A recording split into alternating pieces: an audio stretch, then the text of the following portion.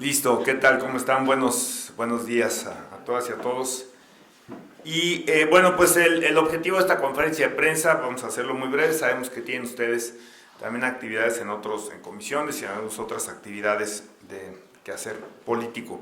Es para presentar o anunciar la presentación de una iniciativa de ley que básicamente lo que hace es establecer en nuestra Constitución la figura de los gobiernos de coalición, tanto la facultad que tendría el Ejecutivo de hacer esta propuesta en cualquier momento de la administración, normalmente se hacen al principio, y también la facultad que tendría la legislatura de aprobar el convenio precisamente de gobiernos de coalición. Esta es una figura que busca robustecer la posibilidad de justamente de llegar a acuerdos, de evitar parálisis de orden legislativo. Hay que recordar que es fundamental la viabilidad que deban tener los gobiernos con respecto al trabajo con el Congreso, y que este tipo de convenios y este tipo de figuras están hechas justamente para esos efectos. Ya nuestra Constitución Política de los Estados Unidos Mexicanos prevé esta posibilidad para el Ejecutivo Federal, para el presidente. Aún no se ha utilizado, es una figura que, como ustedes saben, no solamente existe en los sistemas parlamentarios, sino en algunos sistemas presidenciales latinoamericanos, e insisto, lo que busca es dar viabilidad a una agenda legislativa en muchos gobiernos en esta época, y bueno, pues nada aquí es permanente, ¿no? Las conformaciones de los congresos con respecto al origen del Ejecutivo, pues pudiera dar justamente como efecto de que no se pudieran llevar a cabo proyectos de transformación y que partan justamente de reformas a las leyes o a la Constitución, y que sea relevante poder llegar a este tipo de convenios. El convenio tiene dos componentes, es una agenda de gobierno, es el primero, y el segundo, que normalmente viene acompañado, es la asignación de carteras en el gabinete del Poder Ejecutivo. Esto complementa como parte de las facultades de un ejecutivo fuerte, independientemente cómo se llame e independientemente qué partido gobierne en Querétaro, no solamente en las siguientes elecciones, en esta, en las siguientes y en las que puedan venir. Una serie de reformas que he estado planteando. Anteriormente está la iniciativa preferente para el Ejecutivo, y ahora viene con esta facultad de generar los gobiernos de coalición con otros partidos integrantes de la legislatura. Entonces se modifican artículo 17 y artículo 20 de nuestra Constitución para dar salida justamente a esta posibilidad. Entonces, pues creo que atiende a una realidad del pluralismo, de la conformación diversa y no necesariamente viable para efectos de generar las reformas. Y es lo que vamos a estar presentando. Esto, sin duda, salvo alguna sorpresa la que si nos llegan a dar, pues sería turnado a la Comisión de Puntos Constitucionales. Básicamente de eso se trata esta reforma, y ahora sí que estoy también a sus órdenes para cualquier comentario, duda sobre esto o cualquier otro tema. Yo diputado, Sí. ¿cómo sería la división en el segundo punto de la asignación de carteras en el poder? ¿Cómo sería la asignación? El convenio establecería, por ejemplo, no sé, la Secretaría del Trabajo para el Partido del Trabajo, ¿no? Estoy haciendo un ejemplo totalmente aleatorio, ¿no? Entonces, evidentemente esto, insisto, lo que conlleva es también a una agenda común de gobierno, que es la parte toral justamente de los gobiernos de coalición, pero se designarían justamente por convenio las carteras que correspondan justamente a los partidos coaligados para efecto de gobernar. Entonces se determinaría justamente a qué partidos dentro de esta coalición corresponden qué carteras en el gobierno. ¿Y cómo evitaría la parálisis legislativa? Bueno, precisamente es este convenio, es esta mayoría garantizada a partir de la coalición, cuando no... Es decir, el partido gobernante la puede tener o no, pero para efectos de consolidar justamente esta agenda, no solamente en las políticas públicas, sino en la parte legislativa, pues precisamente es este acuerdo que consolida la mayoría de los votos en el Congreso del Estado. Diputado, hay que decir ante las declaraciones del diputado Guillermo Vega, que reconocía que hay una parálisis legislativa, pero él decía que no era por fines políticos, sino porque hay iniciativas que requieren de presupuesto y no lo hay, y que es por ello que pues también no las han sacado, además de que no hay un diálogo constante en cuanto a estas iniciativas. Bueno, mira, no lo dudo que algunas iniciativas requieran suficiencia presupuestal. A mí lo que me parece importante es precisamente que haya ese diálogo, y ese diálogo no se puede dar a través de los medios. Ahora sí que, con todo el respeto y el aprecio que les tengo, el diálogo se tiene que dar en los espacios formales que nos establece la Ley Orgánica del Poder Legislativo. Esos espacios formales son las comisiones, donde la ley inclusive prevé la participación de los autores de iniciativa. Entonces, lo que yo creo que tenemos que recuperar, les hablo de mi experiencia como diputado en otras ocasiones, es el trabajo en comisiones. Y para mí, trabajo en comisiones no es que te lleguen con un producto terminado a todo o nada, a lo apruebas o lo rechazas, sino realmente un trabajo de arrastrar lápiz en comisiones. Y todas estas situaciones que señala el diputado Vega y que pueden tener sustento, precisamente para eso son las comisiones. Entonces, lo que digo es, subámoslo al debate en esa instancia y acordemos lo conducente. ¿A quién corresponde la aprobación del presupuesto? A los diputados, ¿no? Entonces, podríamos en algunos casos, generando los consensos, ¿por qué no incluso con el Ejecutivo, prever en su momento suficiencia presupuestal? Ya no estamos tan lejos de que se ponga a consideración el próximo presupuesto para el ejercicio fiscal 2026, y me parece que es un buen momento entonces para que, si algunas iniciativas generan por la creación de organismos, institutos, comisiones, cualquier figura generan la necesidad de gasto, pues que podamos ir previendo de dónde lo podemos tomar. Y hago además un llamado de nueva cuenta, y lo hago a mis compañeros, a mis compañeras diputadas y diputados.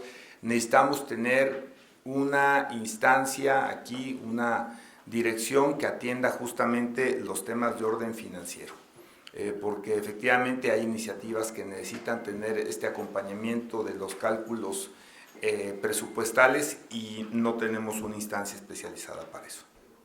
Diputado, ¿las comisiones legislativas funcionan bien o también están capturadas por intereses partidistas? No, las comisiones son primeramente las que están capturadas por intereses partidistas. Fueron conformadas precisamente para poder congelar. Yo la verdad debo decirte con sorpresa que pensé que eran controladas para subir los dictámenes en los términos que la mayoría en esas comisiones decidiera, pero siempre confiaba en que a final de cuentas llegaría al Pleno. El tema es que me parece que han sido designadas para bloquear, y en segunda instancia, democráticamente, probablemente con cierta validez, pues para someter al Pleno los dictámenes conforme lo decida esa mayoría como está conformada. Pero no tengo duda hoy, pues después de ya casi un año de la legislatura, que están conformadas para frenarlas. En algunos casos me parece que de forma completamente innecesaria. Algunas cosas han salido. Yo he estado inclusive en sesiones de comisiones con el diputado Vega y con otros, y han estado saliendo algunas cosas, pero me parece que todavía el rezago es muy importante. ¿El diálogo entre bancadas debe ser más institucional o de forma informal? No, yo creo que es ideal. La política te permite ambas.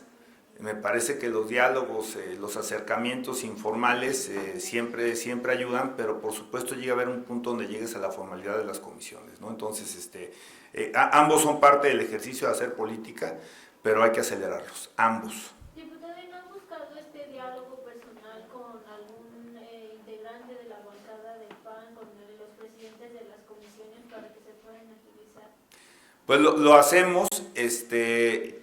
Yo seguiré insistiendo. A veces lo hacemos de manera, como bien lo comentas, de manera informal, y a veces lo hacemos también para dejar constancia de que hay una preocupación, y que la ley nos permite alternativas para sacar los asuntos en caso, y lo digo sin ninguna ironía, en caso de que haya presiones para los mismos diputados por no sacar algunos temas, ¿no? Es decir, no necesariamente tienen que cargar toda la responsabilidad de detener asuntos que a la fecha no entendemos por qué siguen frenados, y entonces pues una alternativa es el cambio de comisión, que lo permite la ley, de una reasignación a una comisión diferente, y el segundo supuesto es la conformación de comisiones unidas, donde la ley nos permite también designar un presidente que puede o no ser integrante de las mismas. Entonces lo que estamos dando son salidas por si en algún caso el diputado, los diputados que conforman la comisión a la cual ha sido asignado ciertos temas,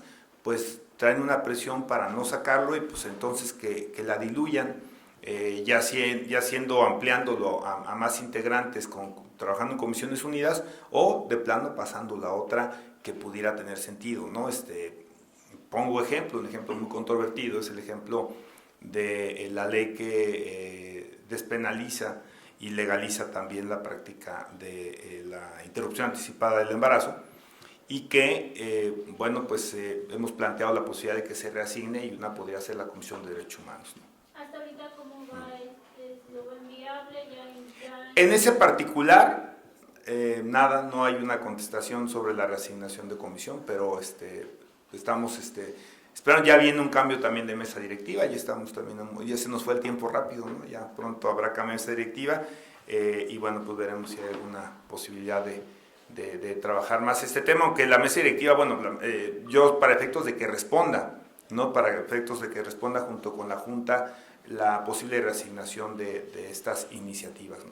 Diputado, ¿y la posibilidad de que se pudiera presentar nuevas iniciativas en contra de esto? Es decir, que si no se legisla en cierto momento, en cierto tiempo, sancionar a los mismos diputados. Pues eso me parece que es lo ideal.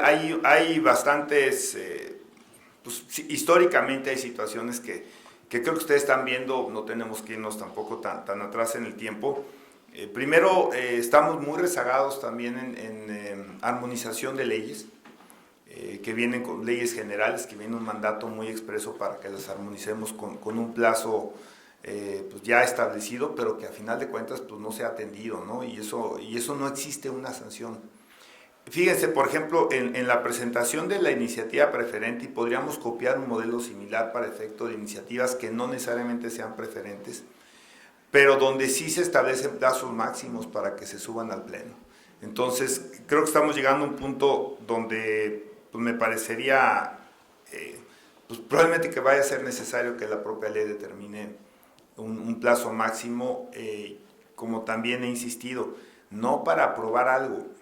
Eso ya es un derecho que tienen los grupos parlamentarios, inclusive los diputados en lo personal, por convicciones políticas, sociales, religiosas, personales, dogmáticas. Pero lo que sí tenemos es que buscar un plazo máximo para que se voten, no para que se aprueben o para que se rechacen. Eso ya dependerá de lo que cada diputado o diputada tenga, pues justamente como convicciones o cualquier elemento que les lleve a generar un voto a favor o en contra. ¿Cuál sería el plazo máximo idóneo?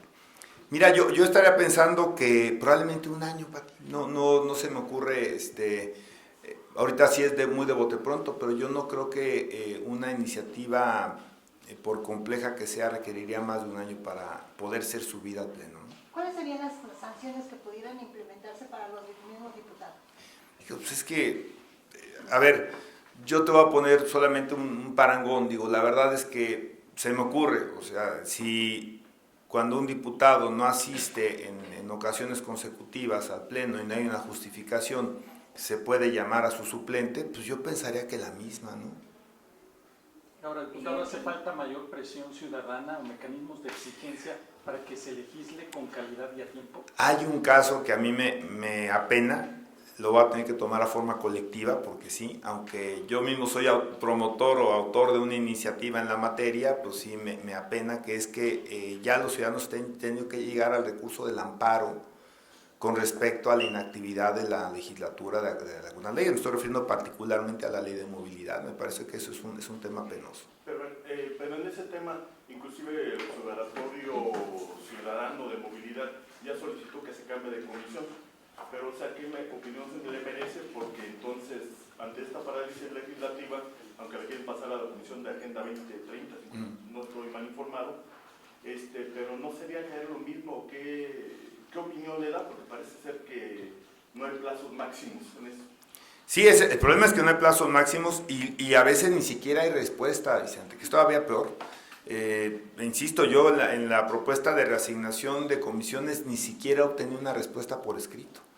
Obtuve una respuesta poco extraña a través, insisto, de los medios, y la legislatura tiene que ser abierta, justamente transparente con la información con los medios, pero no puedes tú consensar o rechazar alguna solicitud a través de las declaraciones que se hacen en los medios. Tenemos que atender un trabajo legislativo profesional. Yo también ya solicité a la mesa directiva una alternativa, si es que esta fuera atendible para ellos y sobre todo esperando la contestación, que se abra los espacios a Comisiones Unidas, en particular de esta